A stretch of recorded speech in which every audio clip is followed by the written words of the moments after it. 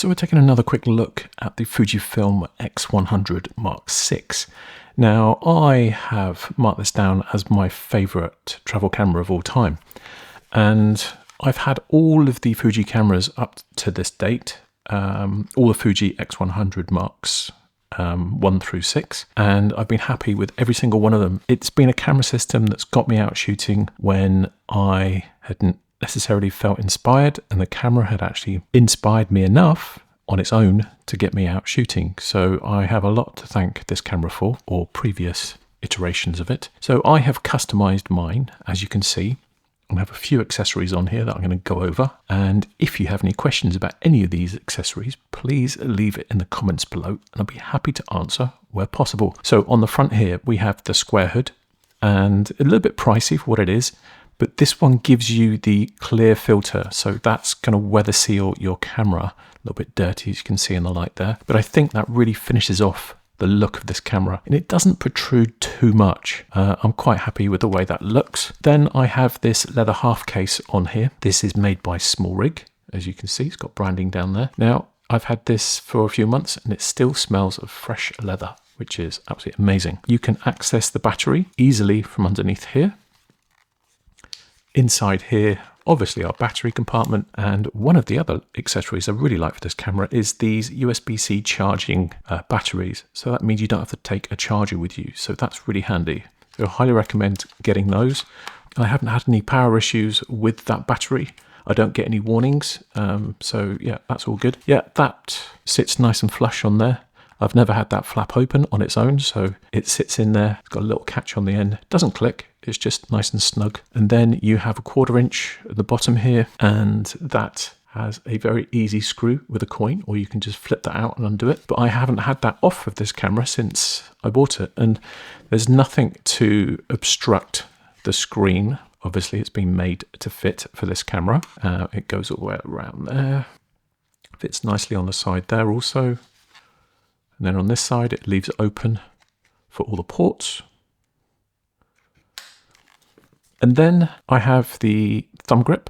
This is another accessory by Small Rig. I find that really handy, and it doesn't obstruct these, although it looks like it's sitting on them, it's not. And it actually prevents you from mispressing those buttons and that dial, but it doesn't obstruct anything, so you can still use those easily. And then looking down from the top view, so this is rubberized on there, so it's non-slip, and then it's got a little, sorry about the focus on the camera, and it's got a little rubberized bit on the back there, so when it goes on the camera, the rubberized bit here, if it touches the camera, if you're pushing hard, it's not going to scratch it. And then with this thumb grip, you get the soft press button, and I think that finishes off the camera quite well. I quite like that shutter button raised up slightly. There's a bit of play on there, which I really like. And then I have this strap, which I've had for many years.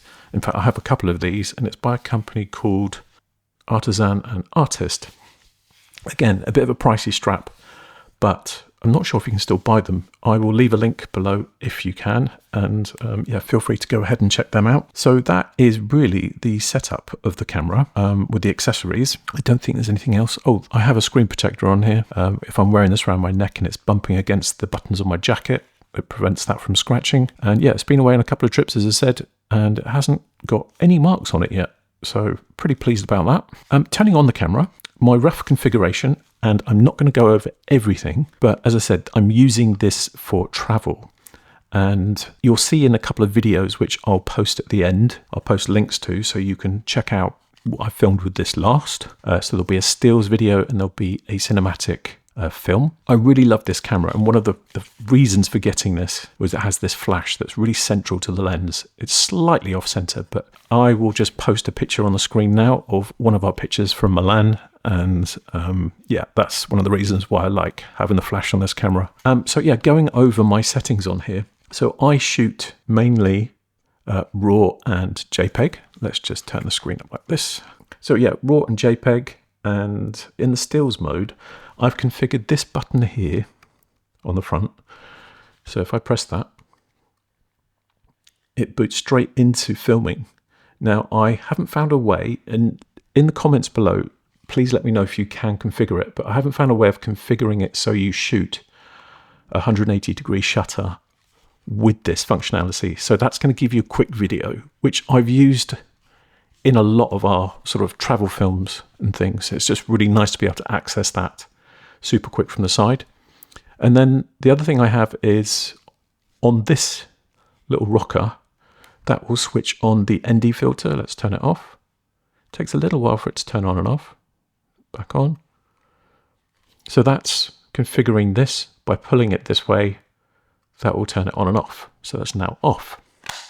I absolutely love this screen. It gives me a waist level finder, which I absolutely love using. Also on this custom button here, I have configured it so my film simulations are there. So I have all of these film sims.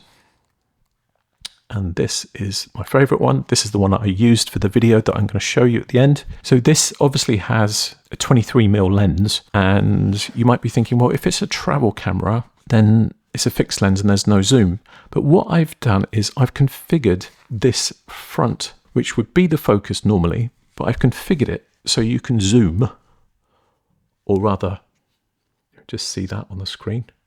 It's 50 and there's 70.